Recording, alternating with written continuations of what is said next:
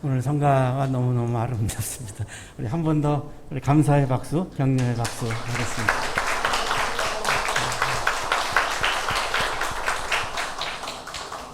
옆에 계시는 분과 사랑의 인사 나누시겠습니다.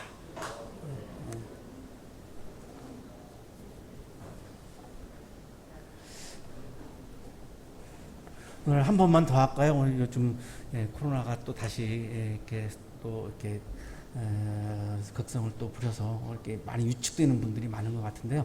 우리 힘내세요. 이렇게 한 번 더 인사하겠습니다.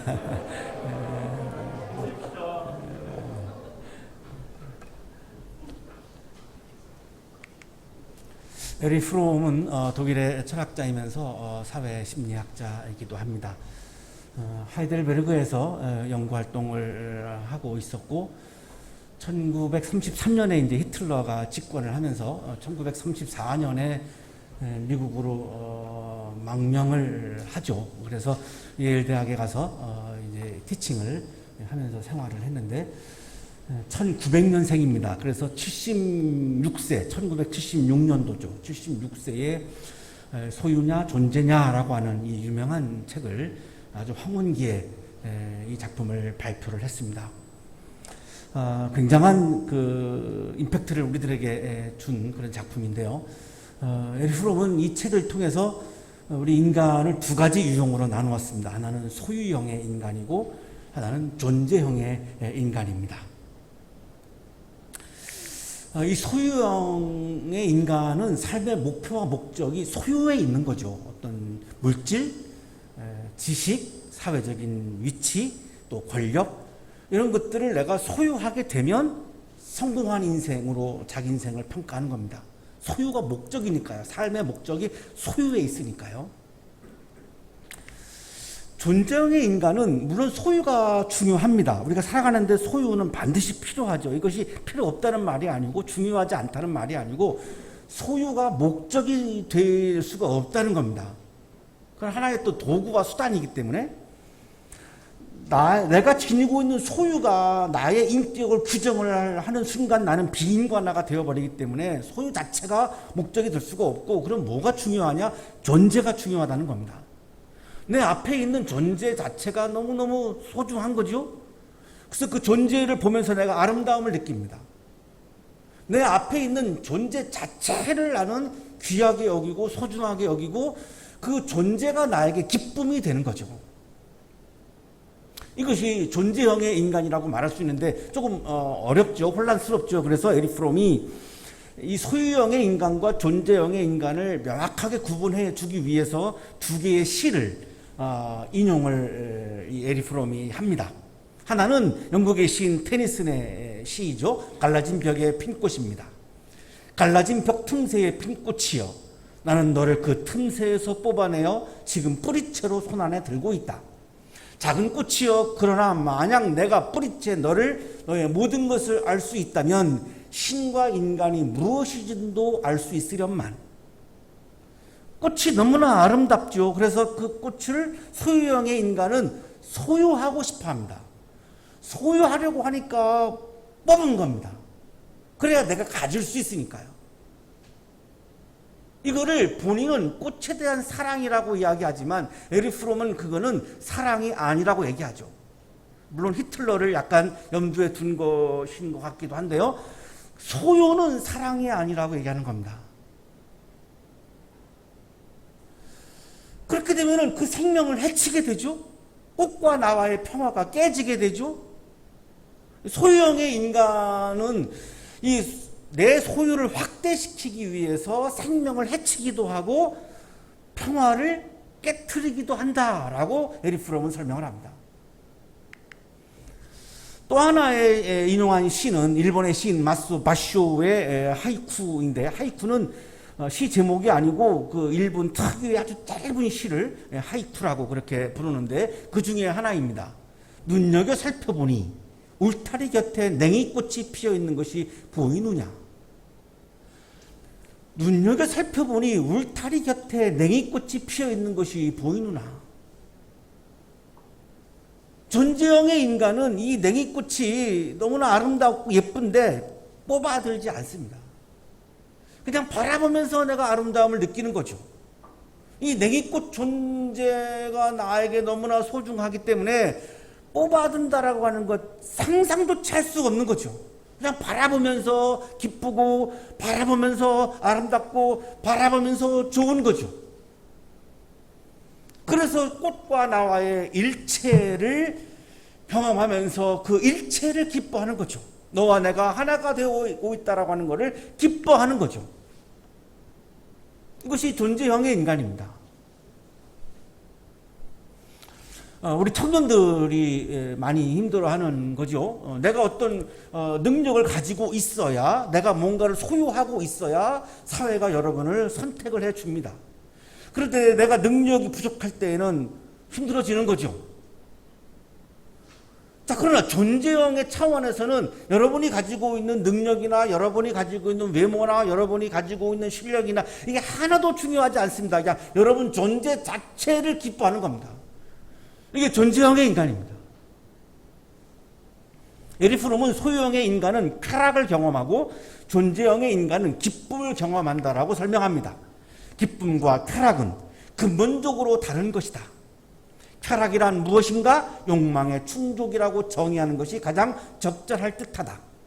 사회적으로 성공하고 돈을 더 많이 벌고 추첨해서 당첨된 데서 오는 쾌락, 인습적인 성적 쾌락, 마음껏 포식하는 데서 오는 쾌락, 경주에서 이기는 쾌락, 음주, 마약, 환각 상태에서 야기되는 모라의 상태, 가약성을 충족시키는 데서 오는 쾌락 등등. 소유를 지향하는 사람이 경험하는 것은 쾌락이다라고 주장합니다.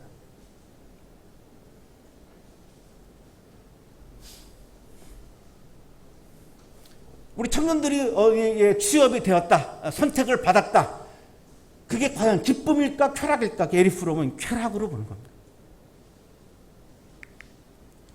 반면에 기쁨을 설명합니다. 기쁨이란 모라의 경지, 순간의 불꽃이 아니라 존재에 내재하는 불신이다. 존재 안에서 삶의 의미를 찾는 종교 및 철학 체계에서는 기쁨이 중심적인 역할을 한다. 자, 그러나 종교에서 말하는 기쁨은 쾌락과는 다르다는 거죠. 우리 기독교에서도 복음, 기쁜 소식이라는 명칭부터가 즐거움과 기쁨이 지닌 중심적 의미를 시사한다.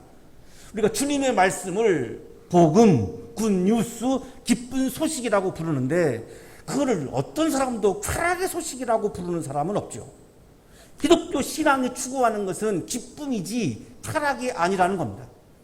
다시 말하면 기독교 신앙이 추구하는 것은 존재이지 소유가 아님을 얘기하고 있는 거죠. 기독교 신앙이 추구하는 것이 소유라면 쾌락 소식, 기쁜 소식이 아니라 쾌락 소식이라고 그 제목을 바꿔야 하는 거죠. 오늘 우리가 주제로 지금 성서일과를 통해서 받고 있는 것이 오늘 영적인 복, 신령한 복인데 우리 한국 교회에서는 복 그러면 물질의 복을 떠올립니다. 물질의 복도 복입니다. 그것이 복이 아니라는 말씀이 아닙니다. 자, 그러나 그거는 신앙의 영역 안에 있는 복이 아니라 그냥 세속적인 복입니다. 신앙의 세계와는 무관한 겁니다. 물질의 복은 내가 노동을 통해서 얻어야 되는 겁니다. 신앙을 통해서 얻으려고 하면 안 됩니다. 물질의 복은 내가 정직하게 일해서 노동을 해서 내가 내 소유를 확대시켜가면 그건 아주 아름다운 거죠. 그러나 신앙을 통해서 내 소유를 확대하려고 하는 것은 에릭 프롬은 그거를 우상이라고 표현합니다. 예수님의 존재에다가 물질을 갖다 놓은 우상 숭배라고까지 에릭 프롬은 표현합니다. 신앙의 영역이 아니라는 겁니다. 신앙이 추구하는 것은 소유의 확대가 아니라 존재의 기쁨입니다. 신앙을 통해서 내 존재가 변화하는 거고 내가 거룩하게 변화하고 흠없는 존재로 변화하고 하나님의 사람으로 변화하고 예수 그리스도의 사람으로 변화하고 그거를 내가 감격해하고 기뻐서 하나님께 찬송을 드리는 사람, 그 사람을 우리는 신앙인이라고 부르는 거죠. 예수님이 우리에게 주시는 영적인 복은 분명하죠. 쾌락이 아니라 기쁨입니다. 요한복음 15장 11절을 에릭 프롬이 인용합니다. 내가 너희에게 이러한 말을 한 것은 내 기쁨이 너희 안에 있게 하고 또 너희의 기쁨이 넘치게 하려는 것이다. 예수님이 우리에게 주시려고 하는 것은 기쁨이지 쾌락이 아니라는 겁니다. 그러면 물질이나 권력은 예수님이 우리에게 주시려고 하는 것이 아닌 게 분명해지죠. 그거는 그냥 세속적인 복인 겁니다.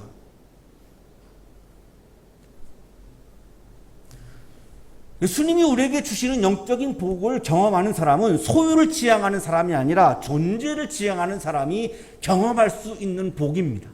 소유를 지향하는 사람은 예수님이 주시는 영적인 복을 경험할 수 없습니다. 소유형의 신앙인이 있습니다. 신앙을 소유를 위한 것으로 생각을 하고 있는 사람을 우리가 소유형의 신앙인이라고 부를 수 있을 것 같은데요. 소유형의 신앙인은 내가 더 많은 것을 소유하기 위해서 예수님을 도구로 삼습니다. 예수님은 내 소유를 확대시키기 위해서 필요한 존재이지, 예수님의 존재 자체가 나에게 귀하거나 예수님의 존재 자체가 나에게 기쁜 것이 아니죠. 이것을 에리 프롬은 우상이라고 부릅니다. 근본적으로 신은 우리가 내면에서 경험할 수 있는 지고의 가치의 상징이다. 그러나 소유 양식에서의 신은 하나의 우상이 된다. 예수를 이용해서 내 소유를 확대하려고 하는 그것을 신앙을 통해서 우리가 얻을 수 있는 복이라고 믿고 있는 그리스도인들은 엄밀히 말하면 에리 프롬의 말을 우리가 받아들인다면 그것은 우상 숭배이지 하나님을 숭배하고 있는 것이 아니다라고 지금 에리 프롬은 이야기하고 있는 것입니다. 소유형의 신앙인은 예수님의 존재를 바라보며 기쁨을 경험할 수 없습니다. 소유가 확대되어야 기쁜 거니까 예수님 자체가 나에게 기쁨이 되지 못하죠. 따라서 쾌락을 경험할 수는 있지만 존재의 기쁨을 경험할 수는 없습니다. 이것이 소유형의 신앙인이 갖고 있는 한계입니다. 그러나 존재형의 신앙인은 예수님의 존재 안에 내가 머물고 존재하는 것을 좋아하는 겁니다. 영광스러운 거죠. 예수님을 바라보고 예수님을 사랑하고 예수님을 바라보고 예수님을 사랑하고 예수님의 일체를 기뻐하는 거죠. 우리 청년들을 위해서 좀 쉽게 예를 들면 여러분이 누군가와 연애를 할 때에 그 애인이 나에게 용돈을 주어서 내가 좋아하는 것이 아니라 그냥 그 애인 자체, 애인의 존재 자체가 나에게는 기쁨이고 좋은 거고 사랑스러운 거고, 그래서 얘기하고 사랑이 깊어져서 막 하나가 되어가면 그 자체가 기쁜 거죠. 이것이 존재형이 인간인데 존재형의 신앙인은 그것을 예수님과 그런 관계를 맺는 거죠. 예수님이라고 하는 존재 자체가 나에게 기쁨인 겁니다. 예수님을 내가 사랑할 수 있다라고 하는 게 나에게 기쁜 겁니다. 아무나 연애할 수 없잖아요. 우리 청년들 아무나 연애 못해요. 자, 그런데 예수님과의 사랑도 아무나 할 수 없어요. 자, 그런데 내가 예수님과 사랑하면서 예수님과 내가 하나가 되어가고 있어요. 이게 너무너무나 영광스럽고 기쁜 거죠. 어떻게 이게 가능한가? 나 같은 사람이 내가 예수님과 사랑을 주고받는다. 이거 너무너무 나에게는 엄청난 일이다. 이걸 기뻐하고 감격해하는 거죠. 이것이 존재형의 신앙인입니다.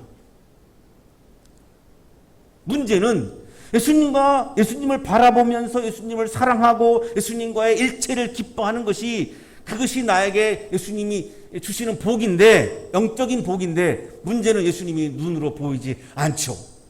예수님을 바라본다라고 하는 것이 어렵습니다. 보이지 않아요. 보이지 않는 이유는 예수님은 말씀으로 존재하기 때문입니다. 요한복음 1장 1절이 우리에게 이것을 말씀해 주죠. 태초에 말씀이 계셨다. 예수님은 말씀으로 존재합니다. 따라서 우리가 예수님을 경험하려면 눈으로 볼 수가 없고 예수님의 말씀을 통해서 내가 예수님을 경험하는 거죠. 예수님의 존재를 내가 경험하고 예수님의 존재 안에 내가 머물고 예수님의 존재 안에 내가 존재하려면 말씀을 통하는 통로 외에는 없습니다. 예수님은 말씀으로 존재하기 때문에. 그래서 그분의 말씀을 따르면서 그분과의 일체를 경험하고 내가 예수님의 말씀을 하나하나 실천하면서 예수님과 내가 하나가 되어가는 것을 경험을 하죠. 그것이 나에게 기쁨을 가져다 주죠. 쾌락이 아니라 영적인 기쁨을 가져다 주죠. 자, 그렇다면 예수님이 주시는 영적인 복은 쾌락이 아니라, 소유의 확대가 아니라 존재의 기쁨입니다. 내 존재가 거룩한 존재로 변화하는 거죠. 예수님을 따르는 예수님의 사람으로 변화하는 거죠. 이것이 예수님이 우리에게 주시는 영적인 복입니다. 자, 그런데 100년 동안 너무나 우리 한국교회에서는 복 그러면 물질의 복만 떠올려 왔기 때문에 이 영적인 복이 너무나 묻혀 있는 거죠. 이 어마어마하게 귀중한 이 영적인 복이 우리들에게 너무나 감춰져 있고 묻혀져 있는 안타까움이 있는 겁니다. 오늘의 성서일과 본문은 예배적인 언어로 하나님을 찬양하는 찬송문입니다. 베라카라고 부르는데, 그리스 성서에는 오늘의 본문이 에베소서 1장 3절에서 14절이 한 문장으로 되어 있습니다. 한 문장으로. 한국말로 번역을 하면서 여러 문장으로 쪼갰지만 원래는 한 문장입니다. 그러니까 바울이 예수님이 우리에게 주시는 영적인 복을 경험하고 그것이 너무나 기뻐서 너무나 감격해서 그냥 단숨에 찬송을 올려드린 겁니다. 하나님께. 그래서 한 문장입니다. 얼마나 기뻤으면, 얼마나 감격했으면 하나님이 나에게 이런 엄청난 영적인 복을 주시다니 너무나 기쁘니까, 너무나 감격스러우니까 그냥 단숨에 그냥 찬송을 올려드린 거죠. 그런 찬송문이 오늘의 성서 일과 본문입니다. 이렇게 시작합니다. 우리 주 예수 그리스도의 아버지신 하나님을 찬양합시다. 하나님께서는 그리스도 안에서 하늘에 속한 온갖 신령한 복을 우리에게 주셨습니다.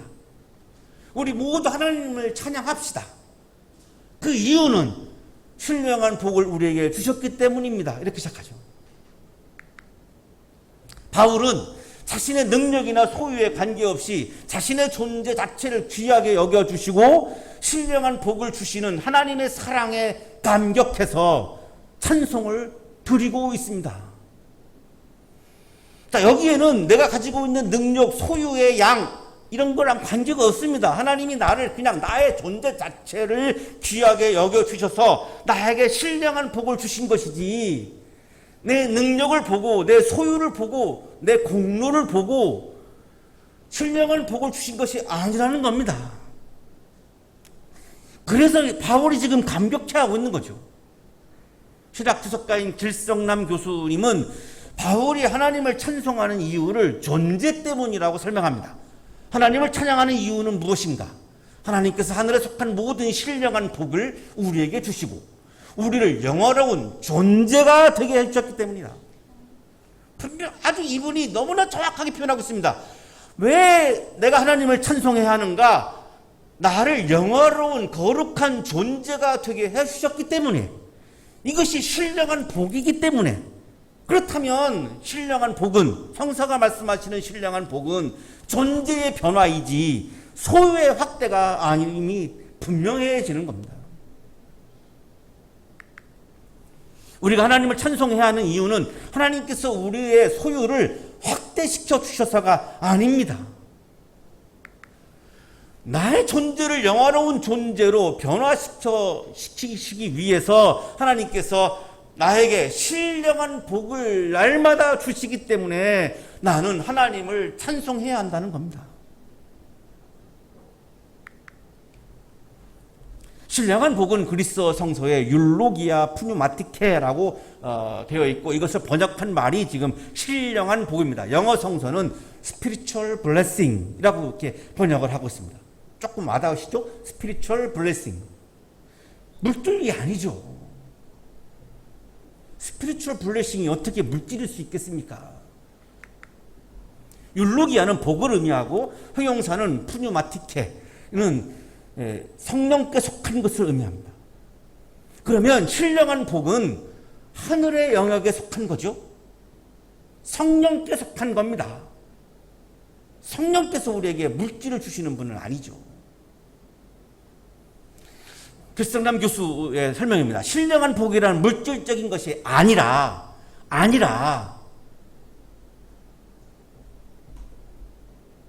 성령께 속한 것이며 성령을 통해 주어지는 것이다. 신령한 복은 하늘의 영역에 속한 것이다. 하늘의 영역은 보이지 않는 세계를 가리킨다. 신령한 복은 보이지 않는 세계에 속하는 것이다. 하늘의 영역에 있는 것이다. 성령께 속한 것이다. 보이는 세계에서 우리가 살아가면서 필요한 것이 있습니다. 물질도 필요하고 권력도 필요합니다. 이건 보이지 않는 세계에서 우리가 살아가면서 필요로 하는 것들입니다. 나쁜 게 아닙니다. 필요로 하는 겁니다. 물질도 필요하고 권력도 필요합니다. 그러나 그것은 보이는 세계에 존재하는 것이고, 자, 오늘 성설과가 말씀하시는 신령한 복은 그 보이는 세계에서 필요로 하는 물질이나 권력을 의미하는 것이 아니라는 겁니다. 성령과 관계된 것이라는 겁니다.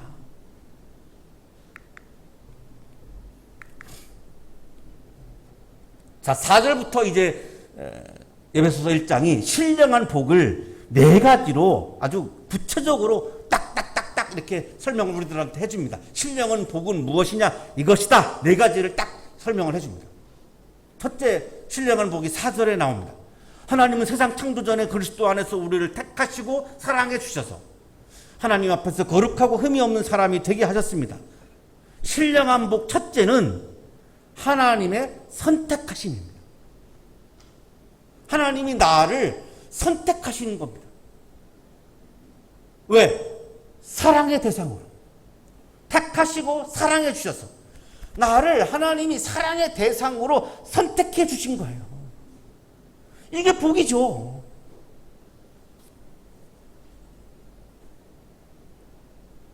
지난 학기 수업했던 학생 중에 하나가 자기는 대학에 들어오면은 저절로 연애가 될 줄 알았다고 생각을 했다 합니다. 지금 4학년인데 아직 한 번도 연애를 못 했답니다. 그것이 하긴 너무 힘들다고. 교수님, 연애 어떻게 하면 잘할 수 있습니까? 나한테 묻더라고요. 그래서 설명을 해 줬습니다. 이렇게 해서 안 되면 내가 책임지겠다고. 연애를 하려면 누군가가 나를 선택해 줘야 내가 연애를 하죠. 선택을 안 해주는데 어떻게 내가 연애를 합니까? 내가 공부를 잘한다고, 내가 돈이 많다고 누군가가 나를 연애의 대상으로 선택해 줍니까? 그렇지 않습니다. 내 존재 자체에 끌려서 나를 선택해서 사랑을 하는 거죠. 하나님이 나를 선택하실 때에 내가 가지고 있는 것을 보고 한 게 아니라 내가 그냥 좋아서, 나 같은 사람을 그냥 좋아서 선택하셨다는 겁니다. 사랑의 대상으로. 이게 영적인 복이라는 겁니다. 그러니까 이거 존재의 차원이지 소유의 차원이 아니잖아요. 내가 무엇을 소유하고 있어서가 아니라, 내가 무슨 공로를 세워서가 아니라, 내가 어떤 능력을 가지고 있어서가 아니라, 의로운 사람이어서가 아니라, 믿음이 좋아서가 아니라, 그냥 내 존재 자체를 그냥 선택하셔서 그냥 사랑을 해 주신다는 겁니다. 이게 1,000만 원의 물질과 비교가 되겠습니까? 하나님께서 나를 선택해 주셨기 때문에 지금 제가 예배의 자리에서 하나님께 예배를 드리고 찬송을 드리고 있죠. 여러분들도 하나님이 선택해 주셨기 때문에 지금 예배의 자리에 와 계시고, 코로나 때문에 어려운 상황인데도 불구하고 지금 이 자리에 계시죠. 하나님이 선택하셔서 계시는 겁니다. 이게 복이죠. 하나님이 우리를 선택하신 목적은 나를 거룩한 존재로 변화시켜 주시기 위해서이죠. 바울이 감격해서 한 문장의 단숨에 찬송문을 쏟아낼 만합니다. 신령한 복 둘째가 5절에 있습니다. 하나님은 하나님의 기뻐하시는 뜻을 따라 예수 그리스도를 통하여 우리를 하나님의 자녀로 삼으시기로 예정하신 것입니다. 신령한 복 둘째는 하나님의 정하심입니다. 하나님이 우리 존재 자체를 사랑하셔서 우리를 하나님의 자녀로 정해 주셨습니다. 하나님은 신이고 저는 인간인데 어떻게 제가 하나님의 자녀가 됩니까? 불가능합니다. 이거를 양자 삼으셨다라고 설명을 하죠. 나를 양자 삼어 주신 거죠. 베너라고 하는 영화를 보면 베너가 노예죠. 해군 제독인 아리우스의 양자가 되죠. 노예의 신분이 로마의 시민으로 존재가 바뀌죠. 하나님이 나를 자녀로 정해 주시면서 나는 나의 존재가 바뀌었어요. 하나님의 사랑 안에서 살게 되었어요. 이거는 하나님의 은혜로 이루어진 사건이죠. 하나님의 전적으로 하나님의 자유로운 결정에서 이루어진 하나님의 은혜로 이루어진 사건이지 내가 가지고 있는 조건에 의해서 이루어진 사건이 아니라는 겁니다. 하나님의 자유로운 결정이라는 거죠. 신령한 복 셋째가 7절에 있습니다. 우리는 이 아들 안에서 하나님의 풍성한 은혜를 따라 그의 피로 구속 곧 죄 용서를 받게 되었습니다. 신령한 복 셋째는 죄사함입니다. 우리는 다른 존재를 사랑하지 못하고 소유하려고 하는 죄인이죠.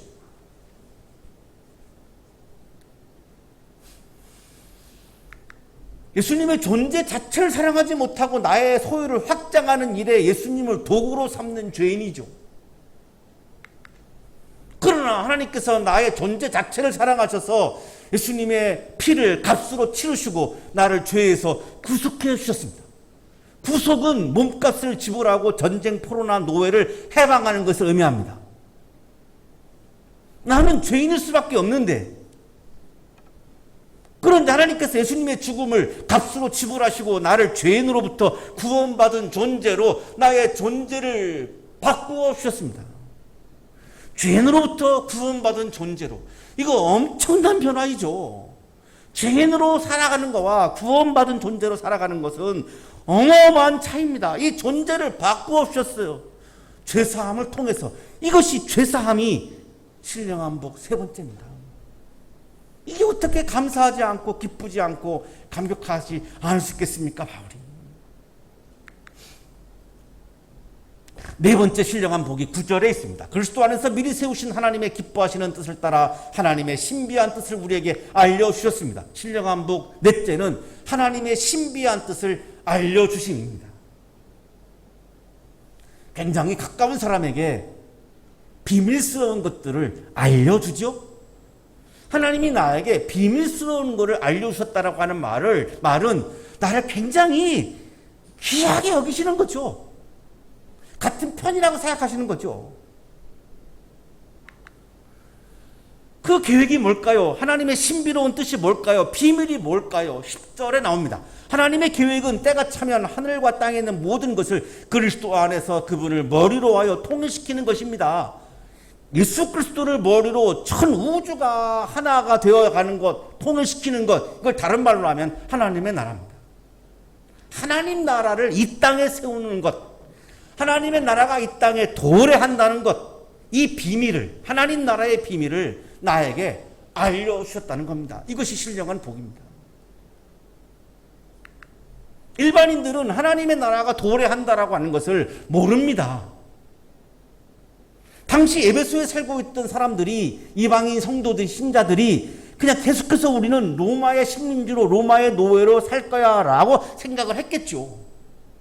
자, 그러나 하나님은 그들에게, 아니, 지금은 너희가 황제의 지배를 받고 있고 황제의 노예로 살고 있지만 하나님의 신비로운 뜻은 하나님의 나라가 여기에 도래한다는 거야. 그러면 하나님 나라의 백성으로 여러분의 존재가 바뀐다는 거야.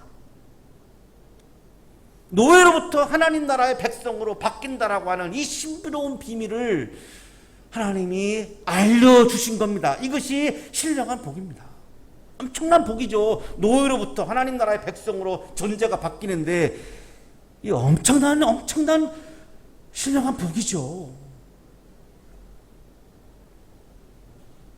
하나님은 그리스도 안에서 우리를 상속자로 여기서 우리는 유대인 성도를 의미합니다. 하나님께서 먼저 유대인 성도들을 상속자로 삼으신 유대인 성도들에게 이 신령한 복을 주셨다는 거죠. 자, 그런데 13절에 가면 여러분도 그리스도 안에서 진리의 말씀 곧 여러분을 구원하는 복음을 듣고서 그리스도를 믿었으므로 약속하신 성령의 나리를 받았습니다. 여기 여러분은 이방인 성도입니다. 에베소에 살고 있는 이방인 성도들도 말씀을 통해서 복음을 듣고서 그리스도를 믿게 되었고 유대인 성도들과 똑같이 성령의 나리를 받았습니다.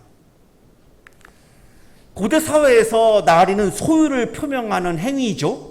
도장을 딱 찍으면 이건 내 소유다라고 하는 것을 법적으로 아주 확인하는 이런 행위입니다. 자, 성령은 하나님의 도장이라는 거죠. 하나님의 소유권을 나타낸다는 겁니다.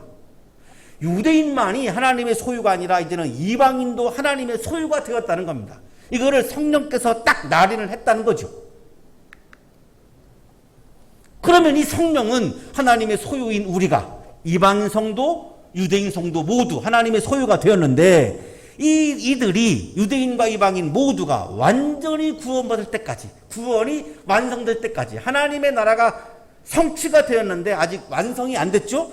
하나님의 나라가 완성될 때까지 하나님 나라를 담보한다는 겁니다. 이 담보라고 하는 말은 그리스도 성서에는 아라본인데 쉽게 말하면 계약금, 보증금 이런 의미입니다. 하나님의 나라가 완성이 안 돼서 지금 우리가 경험할 수가 없죠. 근데 이거를 성령께서 보증한다는 겁니다. 성취는 되었고 아직 완성이 안 되어진 하나님의 나라가 완성된다는 것을 성령께서 보증한다는 겁니다. 따라서 그 성령 때문에 우리는 하나님의 영광을 찬송할 수 있다는 겁니다.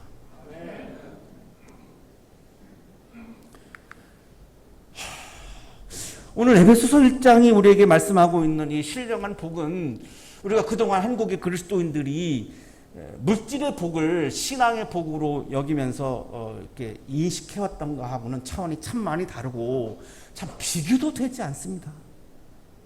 물질의 복은 내가 열심히 일해서 소유를 확대하시면 됩니다. 하나님이 우리에게 주시는 신령한 복은 그런 물질의 복이 아니고 내 존재가 거룩한 존재로 변화되어서 영화로운 존재로 변화되어지는 이 어마어마한 차원의 복입니다. 사랑하는 한양 가족 여러분, 우리는 하나님의 선택을 받은 하나님의 자녀입니다. 죄사함을 받은 하나님 나라의 백성입니다. 하나님의 은혜로 영적인 복을 받은 사람들입니다. 영적인 복 앞에서 감격해서 단숨에 찬송을 불렀던 그 바울의 믿음을 우리 한국의 그리스도인들이 본받았으면 좋겠습니다. 이러한 믿음으로 내가 찬송과 영광을 받고 싶어하는 욕망을 이겨내고, 이 욕망은 늘 우리를 따라오고 위협합니다. 내가 찬송받고 싶고 내가 영광받고 싶은 이 욕망, 이거를 하나님께 찬송을 드리고 하나님께 영광을 돌려드리는 이 믿음으로 내가 찬송과 영광을 받고 싶어하는 욕망을 이겨내고 하나님과 하나님의 나라를 기뻐하고 찬송하는 아름다운 신앙인으로 변화하는 존재의 변화를 경험하시기를 간절히 축원합니다.